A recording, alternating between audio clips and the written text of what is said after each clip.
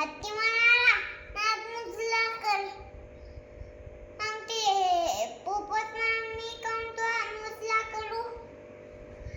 ते पोपट म्हणाला, मी तुला मुजला करत नाही. मग त्यानं झाड उठवलं आणि फेकून दिलं. एका दिवशी छोट्या मुंगीचे घर होतं. एका दिवशी ती छोटी मुंगी अन्न घ्यायला गेली होती. मग ते हत्ती म्हणाला, कुठं जात आहे? मग ते मुंगी म्हणाली, मी अन्न आणायला जात आहे. पावसाळा येणार आहे ना, म्हणून.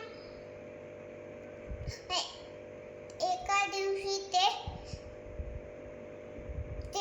पाणी घेतलं आणि मुंगीला मारलं. मग मुंगीचं अन्न खराब झालं. त्यानं पाणी डाळल्यामुळे त्याच्यावर पाणी उडलं. मग एका दिवशी तिच्या घराच्या बाहेर आली. तिला एक कल्पना सुचली होती की मी हत्तीच्या सूंडमध्ये जाऊ. हत्तीच्या सूंडमध्ये